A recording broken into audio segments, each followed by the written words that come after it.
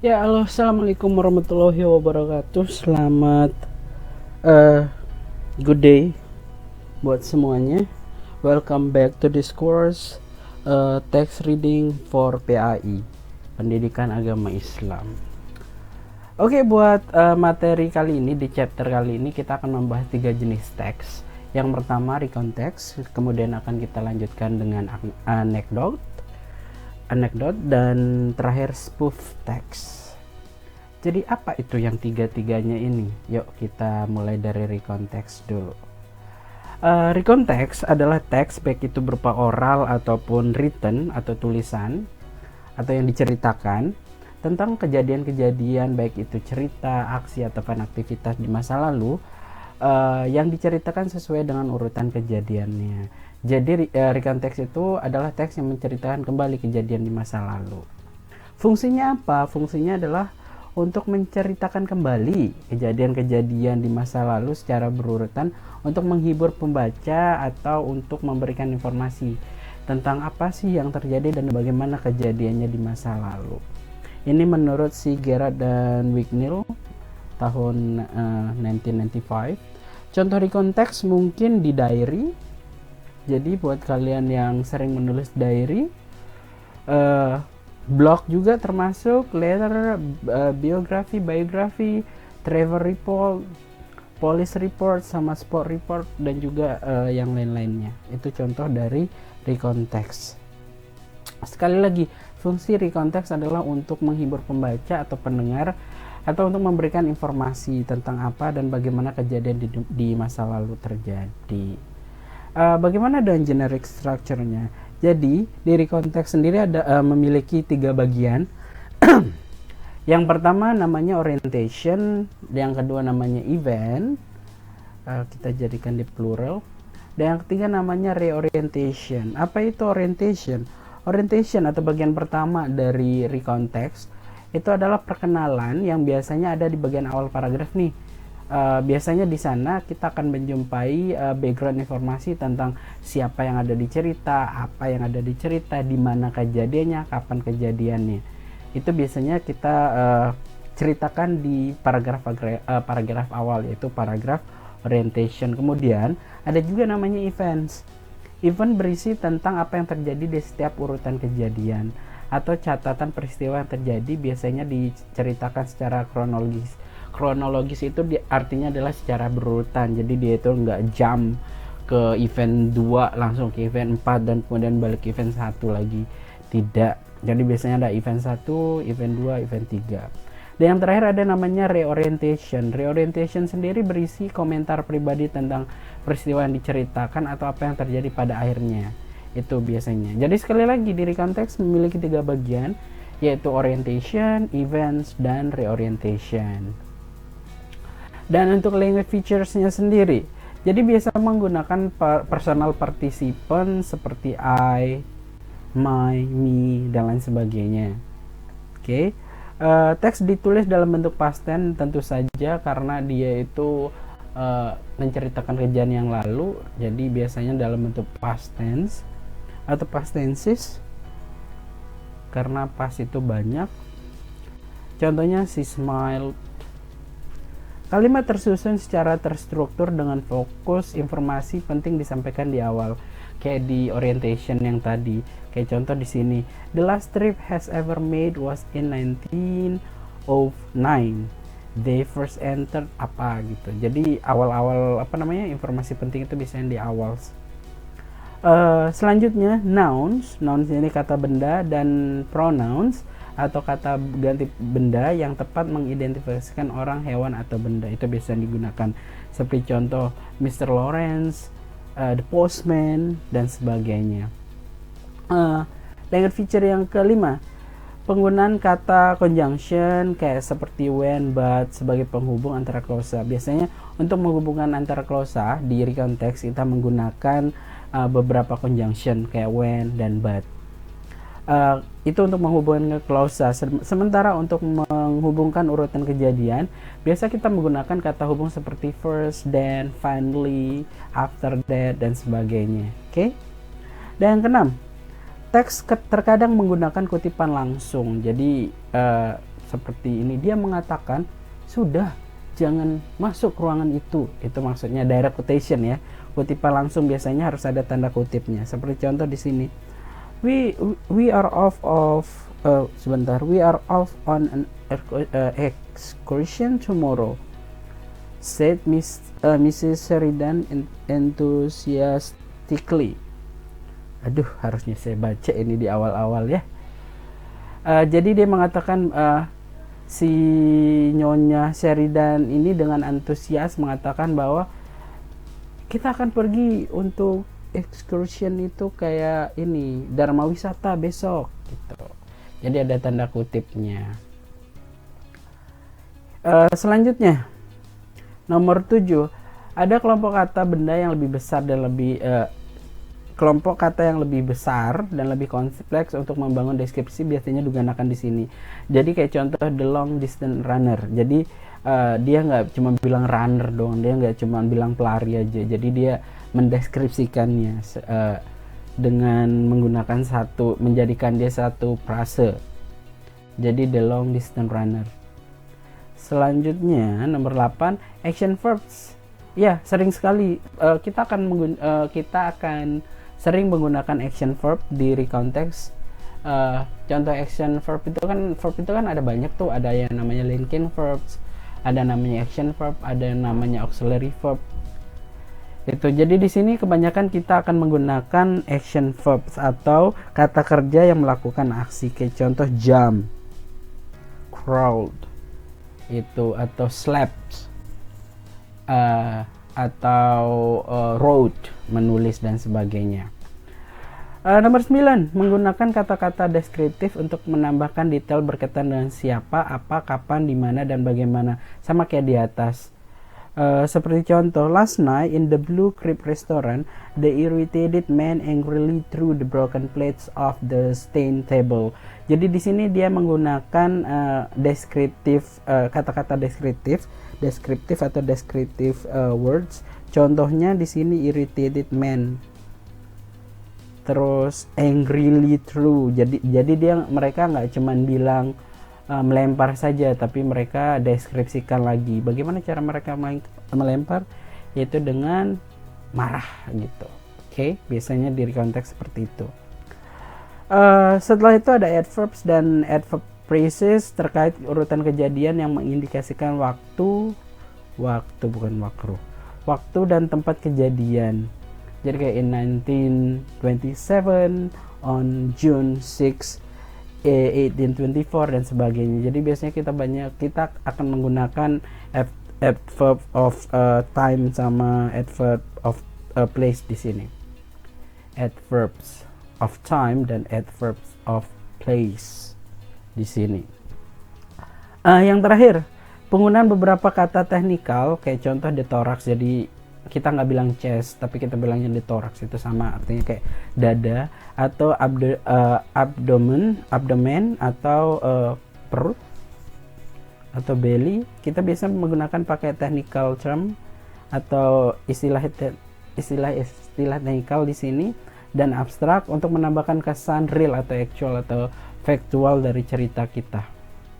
Ini beberapa language feature yang ada di recontext. Yang harus diingat adalah language feature yang ada di recontext itu adalah, pertama mereka menggunakan past tense, kedua biasanya itu fokus sama personal participant, biasanya seperti itu, dan chronological, itu yang harus diingat.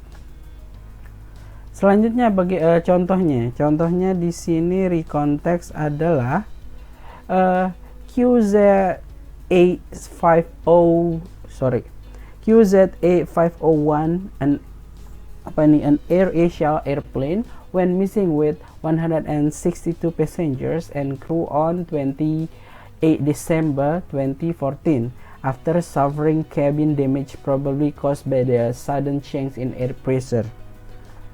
The tragic AirAsia flight exploded before it fell into the sea. AirAsia, as one of the safest low-cost carrier, is one of the plane companies that provide international flights to and from Indonesia. The tragedy happened during frightening weather. It was a flight from Surabaya to Singapore. According to Indonesian officials, the pilot requested permission to turn and climb to higher altitude to avoid it. But suddenly, the plane lost contact with the traffic control less than halfway into a 2-hour flight. Australian aviation expert Ron I don't know how to pronounce this. Ron Busters, sorry if I mispronounce it, assumed that the missing commercial passenger. Australian aviation expert Ron Burst assumed that the missing commercial passenger jet will influence passenger decision in choosing airlines. Ron stated that will be a consideration people take into account when they are considering air travel.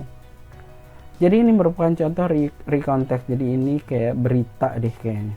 Jadi menceritakan kejadian yang lalu tentang pesawat AirAsia dengan nomor penerbangan KZ8501 yang hilang, yang memiliki 162 penumpang dan kru pada tanggal 28 Desember 2014 setelah menderita kerusakan kabin yang kemungkinan disebabkan oleh perubahan tekanan udara yang tiba-tiba.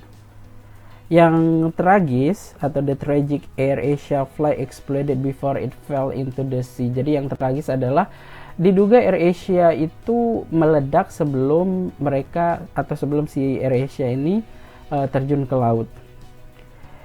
AirAsia adalah salah satu dari maskapai penerbangan yang paling murah yang memprovide penerbangan internasional baik dari maupun ke Indonesia. Tragedinya terjadi ketika atau selama cuaca buruk. Ketika itu penerbangannya itu dari Surabaya ke Singapura.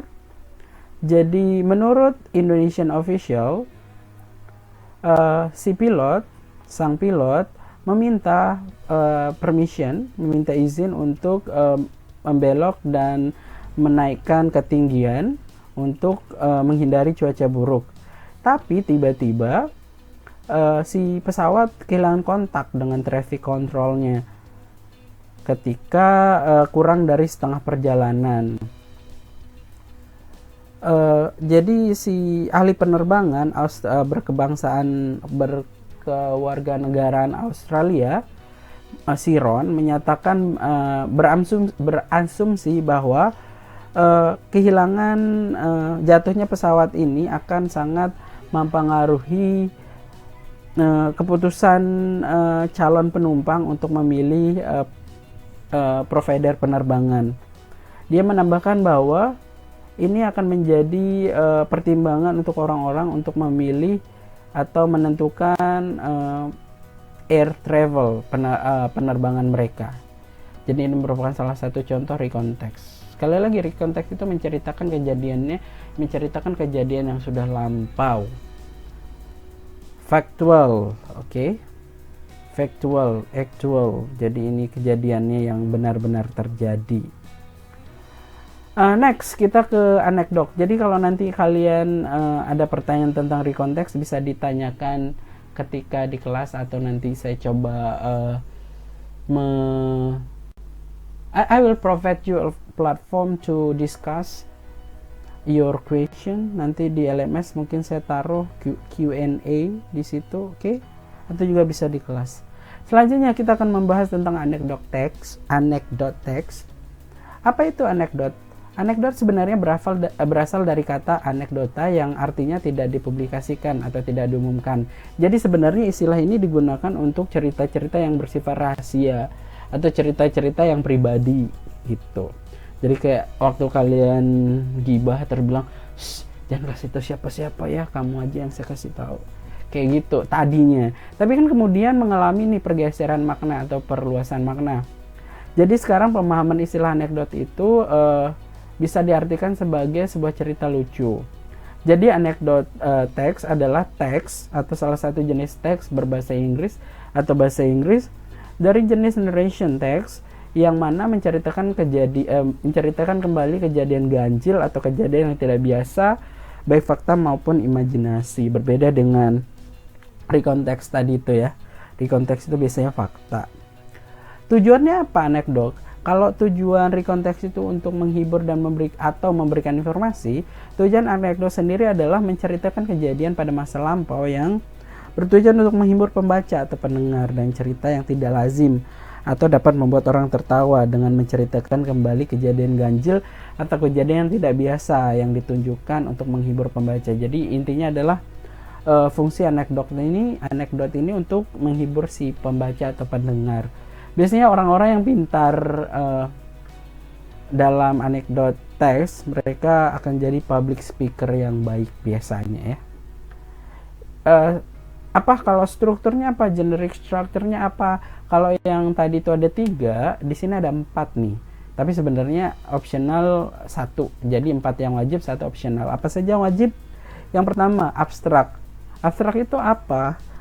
Pada bagian abstrak, penulis akan memulai tulisan dengan mengenalkan sesuatu yang unik atau ganjil secara singkat, sehingga mengundang perhatian pendengar atau pembaca dan membuat penasaran bagaimana itu bisa terjadi.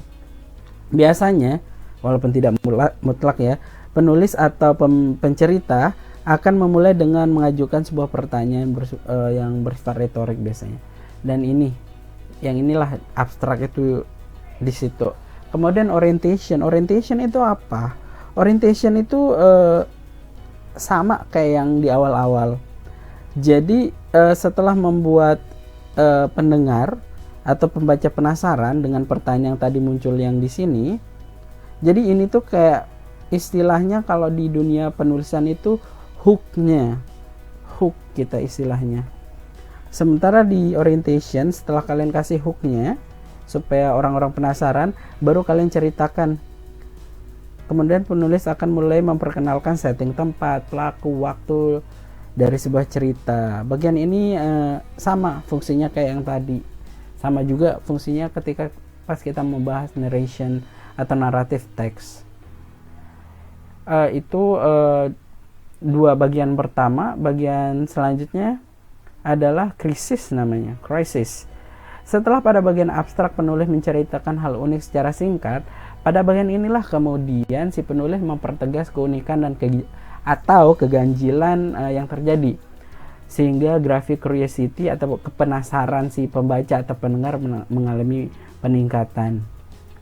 Setelah dia ceritakan uniknya di mana, baru yang keempat reaction, atau kadang orang sebutnya insiden. Pada bagian inilah penulis mengakhiri rasa penasaran akan hal ganjil atau unik dalam cerita tersebut dengan menceritakan bagaimana pelaku memecahkan masalah atau keganjilan yang terjadi. Nah, pada bagian inilah biasanya pembaca atau pendengar mendapatkan pemecahan masalah secara menggelitik atau lucu. Oke, itu 4 yang wajib. Jadi ada abstrak, ada orientation, ada crisis, ada reaction atau insiden. Dan yang optional ada namanya coda. Kode itu apa? Kode itu adalah kesimpulan yang bisa ditarik dari cerita lucu itu. Biasanya akan mengundang tawa pendengar atau pembaca yang lebih besar lagi. Jadi biasanya makin kenceng ketawanya. Itu. Jadi GS-nya atau generic structure di bagian anekdot, yang pertama ada abstrak, yang kedua ada orientation, yang ketiga ada crisis, yang keempat ada reaction atau insiden, dan yang terakhir ada kode. Atau kode ini optional ya. Optional itu pilihan, jadi tidak wajib. Language feature-nya. Language features yang ada di anekdot ada beberapa. Yang pertama, sama, karena menceritakan kejadian yang sudah lampau, kita menggunakan past tense. Seperti contohnya, I found it last night. Saya menemukan ini kan past nih, found. Jadi Past itu kan banyak, seperti tadi saya sempat singgung. Past itu banyak, ada simple past, ada past continuous, past perfect. Jadi biasa di bagian sini, di bagian naratif, di bagian recon juga kita menggunakan tenses yang ini. Contohnya simple past itu kayak I found it last night dan sebagainya. Selanjutnya menggunakan conjunction of time atau kata sambung waktu, yaitu kata sambung yang menunjukkan urutan kejadiannya seperti then, firstly, after that, afterward, before, after, finally. Mereka menggunakan itu biasanya. Selanjutnya menggunakan rhetoric question. Ini biasanya di bagian abstrak. Menggunakan rhetoric question. Apa itu rhetoric question? Rhetoric question itu adalah pertanyaan yang kadang tidak membutuhkan jawaban karena penanya lebih tahu jawabannya. Hal ini sekedar untuk berinteraksi aja dengan pendengar atau pembaca supaya engaging feelingnya ada. Oke, jadi enggak ini supaya si pembacanya itu merasa dilibatkan. Oke, do you know why? Gitu. Jadi bukan cuma di orientation ya, dimanapun dibutuhkan. Do you know why? Bla bla bla dan sebagainya. Itu contoh rhetoric question. LF atau language features yang selanjutnya adalah menggunakan exclamation atau kata seru. Seperti contoh, what a bad day. Benar-benar hari yang buruk gitu biasanya. Untuk ini supaya lebih ini saja kan kadang kita kalau kita mau buat orang ketawa kita harus lebih-lebihkan kan. Seperti itu. Selanjutnya language feature selanjutnya untuk anekdot adalah menggunakan intensity word atau kata yang menunjukkan intensitas untuk mendramatisir cerita, kayak contoh very much, very much, kayak oh it's so exhausted, I'm so exhausted, it's so exhausting misalnya, kayak gitu. Jadi kayak melebih-lebihkan gitu biasanya di anekdot. Yang penting buat orang ketawa aja intinya mah di sini. Selanjutnya menggunakan action verb, ya sama seperti recontext yang tadi. Jadi nanti kalau kalian bingung verb, jenis-jenis verb, nanti tanyakan saja verb, action verb, linking verb, sama auxiliary verb atau kata kerja bantu. Terus menggunakan imperative sentence atau kalimat perintah kayak listen to this, listen to me, kayak gitu. Oke. Contohnya, karena saya tidak pandai bercerita, saya akan memberikan contoh anekdot dalam bentuk video. Ini videonya si Tom Holland, si pemeran Spider-Man. Dengarkan baik-baik. He is a good public speaker. How old are you now? I'm 23 now, yeah. Because you do look ridiculously young. Thank you. So, like, can you, like, in terms of getting served and things, like the... Yeah, can you get a beer at Stagecoach? Well, I have a similar story. I was once, I went out to a pub with my mum in Kingston, and we had a few beers. The story gets better. My mum crazily says, should we go out clubbing? I'm like, yeah, Mum, if you want, we can. There's a few clubs in town. We go out, we go to the door, I give them my ID, they let me in. And then they won't let my mum in because she doesn't have ID. And I'm trying to explain to the obviously dumb bouncer that I came out of her 21 years ago. So she clearly... Ya, itu contoh lucu. Ini menceritakan tentang pengalamannya dia waktu dia ke klub bersama ibunya, di mana mereka kan kelihatan mukanya si Tom Holland ini kan muda banget. Sementara kalau kita mau masuk klub, kita ada restriction umurnya, jadi ada batasan umurnya, dan dia dikira umurnya kurang dari yang standarnya, jadi dia disuruh menunjukkan ID-nya. Dan ternyata bukan cuma dia, ibunya juga seperti itu. Ibunya si Tom Holland ini dilarang masuk juga ke dalam klub, dan ibunya juga lupa bawa ID itu. Jadi lumayan lucu lah. Oke, itu contoh anekdot.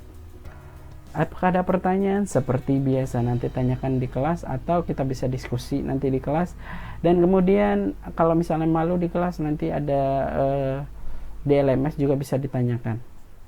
Oke, teks yang terakhir untuk chapter yang sekarang, spoof text. Apa itu spoof text? Sebenarnya banyak orang yang salah ini, bukan salah sih, susah membandingkan anekdot dengan spoof text karena dua-duanya itu fungsinya sama, untuk menghibur orang, untuk membuat orang tertawa. Jadi ini juga termasuk golongan narration, jadi agak bingung kadang orang. Nah, yuk kita bahas. Spoof text ini termasuk ke dalam kategori golongan narration yang menceritakan sebuah cerita yang terjadi pada masa lampau, sama seperti recount dan anekdot. Lalu, nah yang beda ini biasanya di akhir ceritanya terdapat kejadian yang tidak bisa diprediksi atau tidak bisa diperkirakan, dan itu yang buat lucu. Itu bedanya spoof text dengan anekdot, dimana anekdot itu biasanya emang dari awal kita sudah tahu nih lucu gitu, sementara ini biasanya normal aja ceritanya tapi tiba-tiba lucu gitu. Tujuannya apa? Fungsi si spoof text itu apa? Fungsinya adalah untuk menceritakan kembali kejadian pada masa lampau supaya pembaca atau pendengarnya terhibur, atau untuk sekedar berbagi cerita aja sih. Oke, yang paling penting di spoof text adalah di bagian-bagian akhirnya tuh biasanya ada kejadian yang tidak bisa diperkirakan atau unpredictable, sehingga itu yang buat dia lucu. Itu. Jadi GS-nya apa? Generic structure-nya apa? Berbeda. Kalau anekdot itu ada 4 dan 5 sebenarnya kalau kita include yang optional. Di sini cuma 3. Yang pertama orientation, atau kadang orang bisa nyebutnya introduction. Yang kedua itu events, dan yang ketiga itu adalah twist atau closing. Jadi apa itu orientation? Sama kayak yang kemarin, sama juga kayak di naratif, sama itu orientation. Orientation itu pengenalan. Jadi di bagian orientation ini mulai memperkenalkan cerita, siapa yang terlibat di situ, di mana kejadiannya dan sebagainya. Setelah itu ada events namanya. Events itu apa? Event itu bagian di mana penulis menceritakan kejadian-kejadian dalam cerita tersebut, tetapi biasanya kejadian itu masih normal aja, belum ada twistnya. Jadi kayak kita dengarkan dulu gitu. Oke. Selanjutnya, nah ini baru twistnya, plot twistnya kan, kita biasa dengar istilah plot twistnya. Jadi twistnya apa? Twist itu adalah bagian teks yang mana menceritakan kebalikan dari kejadian-kejadian yang wajar, yang ada di bagian events tadi itu. Jadi kok tiba-tiba gitu kan. Twist merupakan bagian akhir dari spoof text yang menceritakan kejadian akhir lucu dan tidak disangka-sangka sebelumnya. Jadi yang buat lucu ini biasanya di twistnya itu. Jadi kayak contoh dulu, semoga ini terhibur ya karena ceritanya agak sedikit panjang. Jadi dulu waktu saya SD, jadi ada teman saya itu nakal sekali, suka ganggu teman dan tidak nurut sama guru. Nah, sampailah dia waktu itu kami ada satu pelajaran apa sih yang menggambar itu, bukan tata boga mah kalau menggambar ya. Apa ya? Bukan kerajinan, pokoknya pelajaran menggambar lah. Nah, si guru menggambar buah-buahan. Salah satu buah yang digambar itu ada pisang, ada anggur dan apel. Dan bu gurunya bertanya nih kepada siswanya, anak-anak ini gambar apa? Dia bilang. Kami semua jawab pisang, Bu. Oh ya, bagus. Kalau yang ini apa? Gitu. Anggur, Bu. Gitu. Kalau yang ini apa? Pantat, Bu. Gitu. Jadi ketika kan caranya digambar si ibu ini tuh kayak gambar apel itu kayak kebalik gitu kan. Bukan kebalik, jadi kayak bawahnya itu kayak terlalu tajam gitu. Jadi anak-anak ditanya, ini gambar apa? Pantat, Bu. Gitu. Si ibu tetap nggak mau nyerah gitu, dan kami semua jawabnya pantat gitu. Nah, singkat cerita ngelaporlah dia, dikira kami nakal gitu kan. Terus si gurunya ngelapor ke kepala sekolah. Kepala sekolah karena sudah banyak dengar cerita tentang kenakalan kami, masuk marah-marah juga. Dia diceramahin kami, kenapa ini kalian aja buat masalah dan bla bla bla bla bla bla. Di layar papan tulis, ini lagi siapa yang gambar pantat. Seperti itulah. I'm not good in storytelling by the way. Jadi semoga terhibur dengan salah satu cerita tadi.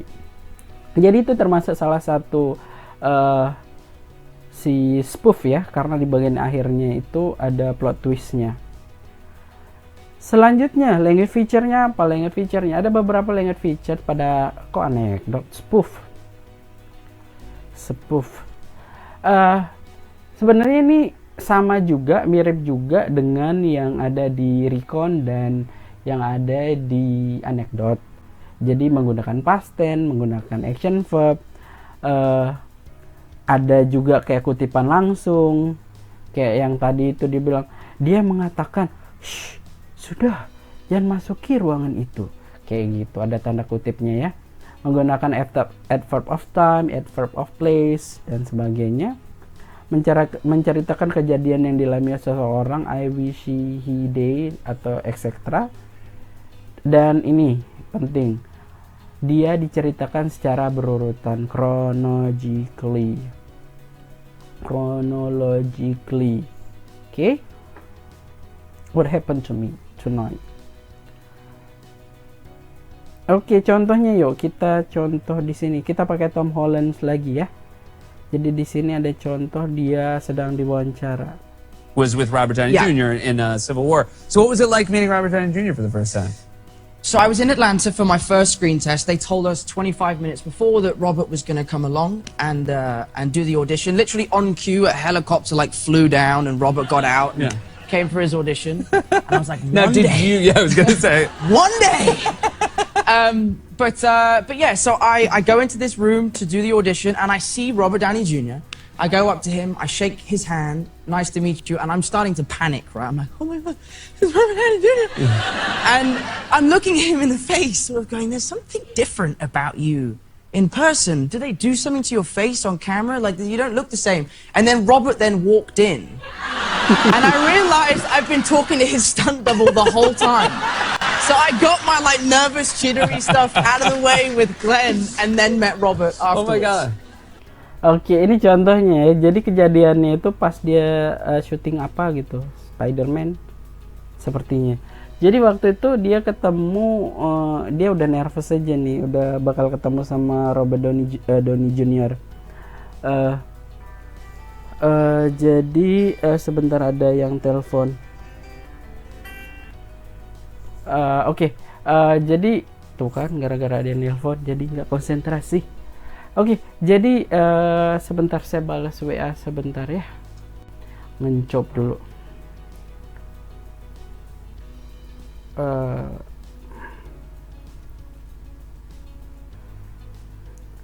Jadi dia ketemu sama Robert si Iron Man ya. Terus diajak ngobrol, terus tiba-tiba dia bilang, kok muka lu sedikit beda, lu diapain mukanya gitu. Nah, setelah dia asik ngobrol, ternyata si Iron Man yang aslinya datang, si Robert Downey Jr. yang aslinya datang. Itu plot twistnya. Nah, ini merupakan contoh dari spoof text.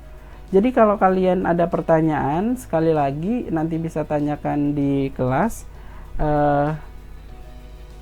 Bentar. Atau nanti saya bisa siapkan di LMS. Oke. Selanjutnya untuk kuisnya nilainya lumayan nih, 6% dari total nilai kalian. Nanti kalian akses link yang ini, videonya lucu. Nanti kalian analyze the video and write a short essay regarding the video. Jadi nanti kalian menganalisis videonya dan menulis essay singkat tentang berkaitan dengan video itu. Essay kalian itu panjangnya antara 450 sampai 550 kata. Dan essay kalian harus menjawab dua pertanyaan ini. Pertanyaan pertama adalah, in which text category does the story in the video belongs to? Jadi videonya itu kira-kira setelah kalian tonton, videonya itu masuk kategori apakah dari konteks, spoof atau anekdot. Dan berikan alasan untuk jawaban kalian. Di video kalian itu di essay kalian itu harus menjawab ini. Ingat ya, essay yang dibuat cuma satu, essaynya itu 450 sampai 550 halaman. Pertanyaan kedua yang harus terjawab di essay kalian adalah Will you use the video in your teaching practice? Elaborate the reason for your decision. Jadi apakah kalian akan menggunakan video yang dari link yang ini untuk ketika kalian mengajar, dan kalian harus kasih tahu alasan kalian bilang ya saya akan pakai atau tidak, saya tidak akan pakai. Oke. Nanti tulisan kalian diketik di Word. Jadi dengan marginnya itu 1 in, di atas bawah kiri kanan 1 in semua, fontnya Times New Roman, ukurannya 12 dan double space. Dan ini jangan deh 14 March, saya ini perpanjang saja jadi